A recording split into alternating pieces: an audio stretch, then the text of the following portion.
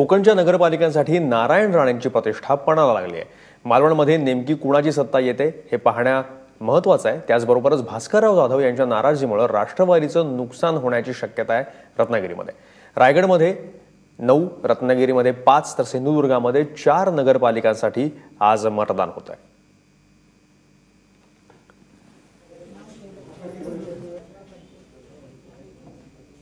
नारायण राणेंना त्यांच्या मालवण सिंधुदुर्गमध्ये स्वतःला धक्का बसला होता विधानसभा निवडणुकीत, पण त्यांचे पुत्र निवडून आले होते।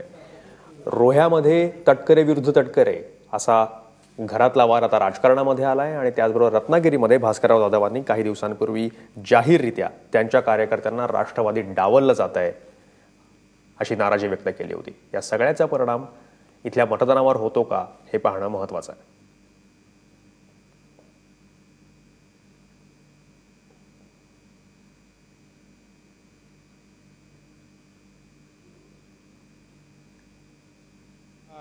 साडेबारा वाजलेत।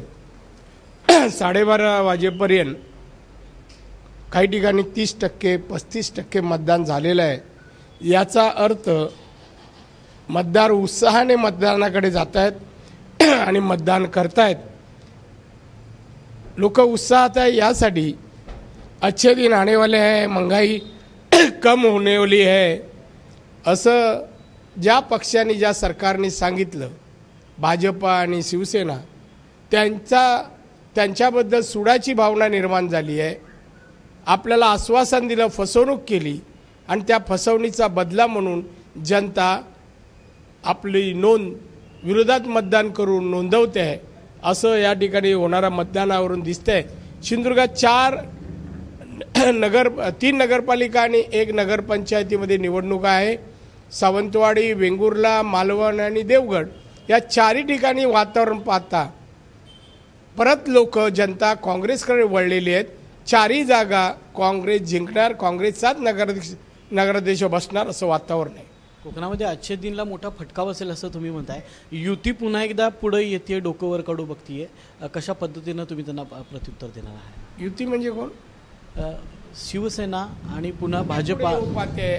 अस्थित एक जाहीर सभा घेऊ शकले नाहीत। पालकमंत्र्यांनी एक जाहीर सभा घेतली, 350 माणसं नाहीत आणि काय बडबडलं, मी हे देणार आहे, करणार आहे। किती दिवशी? 2 वर्ष झाली। 2 वर्ष 2 महिने होऊन गेले, एक प्रकल्प आणला नाही। असलेले बंद आहेत, सगळे प्रकल्प यांच्या राजवटीत बंद आहे। सीवर्डचं बंद आहे, विमानतळाचं चालू झालं नाही आहे, रेडी बंदर कॅन्सल आहे, चौपदरीकरण सुरू नाही आणि सावंतवाडीला तर जेवढा काथ्यापासून जेवढे प्रकल्प सुरू केले होते सगळे बंद आहे। पाटबंधारे जिल्ह्यातील सगळे बंद आहे। एकही पाटबंधारे सुरू नाही आहे, प्रकल्प सुरू नाही पाटबंधारेचा। कोणते या सरकारच्या राजवटीत सगळं बंद असल्यामुळे युती म्हणजे डोकं वर काढत नाही, ते डोकं खालीच करतायत आणि वर येऊ देणार नाही मी। साहेब, तुम्ही मालवणमध्ये आमदार होता, ही सत्ता तुमच्याकडे आहे, पण आता काही लोकांच्या अशा मागण्या, सामान्य मालवणकर जो म्हणतो की रस्त्याचे प्रश्न आहेत, पाण्याचे प्रश्न आहेत, पुन्हा पर्यटनाच्या दृष्टीनं मालवण जो आहे तर पिछेहाट होत चाललेली आहे, कितपत तथ्य आहे आणि तुमची सत्ता आल्यानंतर तुम्ही काय? पिछेहाट वगैरे काय होत नाहीये, सरकारची पिछेहाट होत आहे। नगरपालिकेच्या हद्दीमध्ये आम्ही केलेली कामं बघा, चिवला बीचला बंधारा बघा आमचा, हे पाणी पितायत मालवणकर। हे धामापूरवरून मी आणलं, 18-20 किलोमीटरवरून मी इथे पाणी आणलंय, पाणी दिलंय। रस्ते म्हणा, हे नाट्यगृह म्हणा, समोरच आपल्या आहे दिसतंय बघा, या सगळ्या सुविधा मी आणलेल्या आहेत। या सरकारने आता त्या मेंटेन केल्या नाहीत, काही गोष्टी नादुरुस्त त्या दुरुस्त करावं, 1 रुपया देत नाहीत। मी पालकमंत्री असताना सावंतवाडी नगरपालिकेला पण पैसे दिले,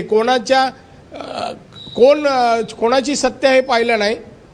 तर जिल्ह्यातील नगरपालिका शहर स्वच्छ सुंदर निरोगी व्हावं आणि म्हणून मी केलं। या जिल्ह्यातील लोकांचा दरडोई उत्पन्न मी 1 लाखापेक्षा पुढे नेलं 14ला। आज अवस्था काय बघा, आता पालकमंत्री म्हणतो 4 महिन्यात डबल करणार। दरडोई उत्पन्न डबल करता येतं का 4 महिन्यात? एवढंही गंध नाही, अभ्यास नाही, अशी लोकप्रतिनिधी झाल्यावर आता काय टेबलावर बाहेर बसलाय आमदार, जाऊन बघा काय अवस्था आहे। कसलं डोकं वर काढणार? 2 शब्द विधानसभेत बोलता येत नाही, बाहेर बोलता येत नाही। सगळ्या कॉन्ट्रॅक्टरांकडून पार्टनरशिप घ्यायची आणि भ्रष्टाचार आरोप दुसऱ्यावर करायचे, असं चाललंय यांचं. तुम्ही मंत्री असताना कोकणात लोक येत होती तर रस्ते अतिशय सुटसुटीत होते. आता चारी जे घाट आहेत येताना आणि पुन्हा गोव्यापर्यंतचा हा जो रस्ता आहे अतिशय खराब झालेला आहे. काय सांगाल या निमित्तानं? तुम्ही कोकणात कुठं चाललंय? मी कोकण मंत्री असताना कोकणामध्ये एक खड्डा जरी पडला तरी मी अधिकाऱ्यांसगळं जा आणि ताबडतोब बुजवा आणि मला कळवा. तेव्हा राणे म्हणतात की मालवणमध्ये त्यांचीच सत्ता शाबूत राहणार आणि केवळ मालवणमध्ये नाही तर आजूबाजूच्या 3 नगरपालिका आणि नगरपंचायतींमध्ये सुद्धा.